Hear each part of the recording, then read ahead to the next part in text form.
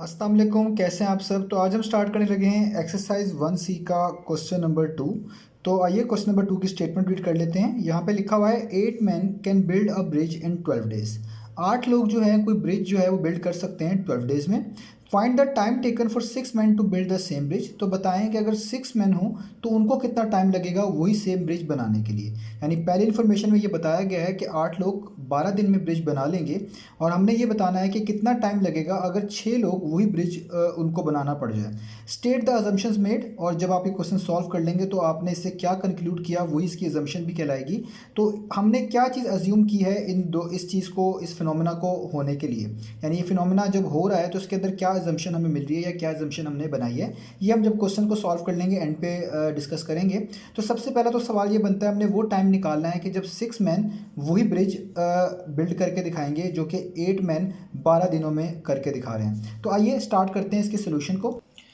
तो मैंने यहाँ पे डेटा लिख लिया है कि जो गिवन था कि 8 men can build a bridge in 12 days। तो आप देख सकते हैं हमारे पास दो बेसिकली यहाँ पे जो है चीज़ें हैं, एक है मैन और एक है डेज। इन दो चीज़ों के रिलेटेड हमारे पास डाटा अवेलेबल है। तो मैं यहाँ पे भी इस तरीके से ही करूँगा।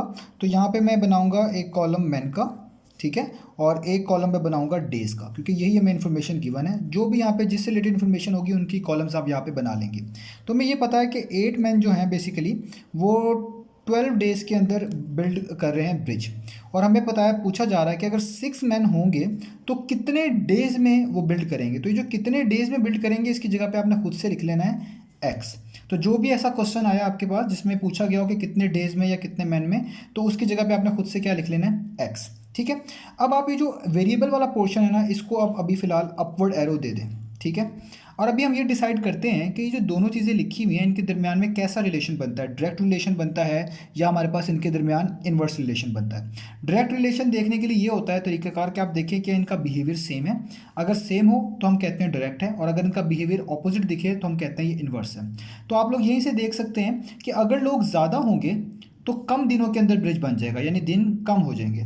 और अगर लोग कम होंगे तो ज़्यादा दिन लगेंगे ब्रिज को बनाने में, ये ऑब्वियस रीज़न है। तो इसका मतलब है एक चीज़ को बढ़ाने से दूसरी कम हो रही है, और अगर एक चीज़ को कम किया जाए तो दूसरी बढ़ रही है, यानी एक दूसरे का ऑपोजिट बिहेवियर शो करवा रहे हैं। इसका मतलब ये इन्वर्स रिलेशन होने जा रहा है। तो आपने जो एरो अपवर्ड यहाँ पे लगाया है उसके दूसरी साइड पे इसका ऑपोजिट लगा दें, यानी ये अगर अपवर्ड जा रहा है तो उसकी साइड पे आप क्या लगवा दें, डाउनवर्ड लगा दें। ये शो कर रहा है कि ये दोनों का ऑपोजिट बिहेवियर है, यानी ये इन्वर्स रिलेशन का क्वेश्चन है। अब इसको लिखना क्या है, हमने बेसिकली ये एक्स निकालना है। तो आपने यहाँ जो ये एक्स लिखा है इससे बेसिकली लिखना स्टार्ट करना है। तो हम यहीं से लिखना स्टार्ट किया करेंगे जो वेरिएबल हमारे पास गिवन होगा। आपने ये देखना है कि जो एरो हेड मैंने बनाया है इसकी टेल यहाँ पे और ये इसका हेड है। तो आपने टेल से लिखना शुरू करना है। टेल के साथ लिखा हुआ एक्स, तो आप लिखेंगे यहाँ पे x/12, ठीक है, पहले x और जहाँ पे हेड है उसको डिनोमिनेटर में, यानी नीचे से लिखना शुरू किया x/12। जहाँ पे टेल हुआ करेगी उसी से हम लिखना शुरू करेंगे। तो टेल x के साथ है तो पहले x, हेड 12 पे है तो x/12। आगे इक्वल टू का साइन डालेंगे, और यहाँ पे भी उस तरह ही टेल किसके ऊपर है, टेल के साथ है 8, तो पहले 8 और हेड किसके ऊपर है 6 और बाद में 6, ठीक है। यहाँ पे टेल x के साथ थी तो पहले x बाद में 12, यहाँ पे टेल 8 के साथ थी तो पहले 8 और बाद में 6। तो ये एक वे होता है जस्ट समझाने के लिए ताकि बच्चों को याद रहे।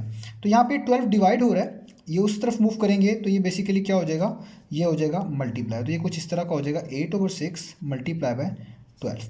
अब आप इसको सॉल्व कर सकते हैं, तो ये हो जाएगा 6 1 टाइम्स, 6 2 टाइम्स, और 2 8 टाइम्स कितना होता है 16।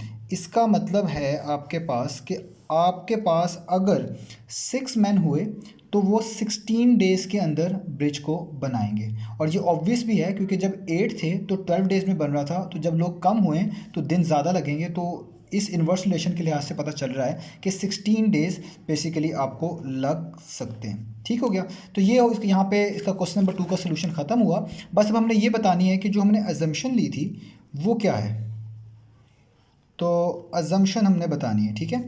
तो हमने अजम्पशन ये ली है और ये इस चीज़ को देख के हम अंदाज़ा भी लगा सकते हैं कि जो जितने भी लोग हैं वो सेम रेट पे काम कर रहे हैं। ऐसा नहीं है कि जो 8 लोग हैं इनमें से कोई एक बंदा ओवर कह लें काम कर रहा है या वो ज़्यादा जल्दी काम कर लेता है। ये सारे लोग हमने एक तरह के एक ही रेट पे देखे हैं कि 8 लोगों का जो वर्किंग रेट है वो एक जैसा ही है। ऐसा नहीं है कि उसमें से कोई एक ज़्यादा जल्दी काम कर रहा है या कोई कम यानी जल्दी से काम ख़त्म कर लेता है या कोई टाइम ले रहा है।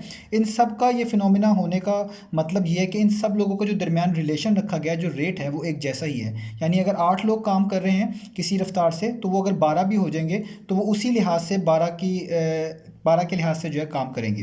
तो अजम्पशन यहाँ पे ये बनेगी कि ऑल मैन, ठीक है, work at the same rate. हम उसको ये कहेंगे कि जितने भी लोग हैं वो सेम रेट पे काम कर रहे हैं, at same rate to build the bridge, to build the bridge, ठीक है।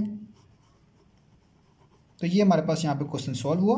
अगर यहाँ पे कोई एक पर्सन डिफरेंट टाइम में परफॉर्म कर रहा होता यानी उसकी टाइमिंग डिफरेंट होती बाकी के लिहाज से, तो ये सारा हम जो प्रोसीजर यहाँ पे सेटअप किया उसमें कोई ना कोई इशू आता। हमने सब पर्सन को कलेक्टिवली देखा है और उनको हमने कहा है कि जी ये सब एक ही रेट पे काम करें तभी ये चीज़ हो रही है। अगर कोई ज़्यादा या कोई कम रेट पे कर रहा होता काम तो हमारे लिए यहाँ पे इसको डिलीवर करना थोड़ा सा इशू होता। तो ये थी इसकी अजम्पशन और ये था इसका आंसर।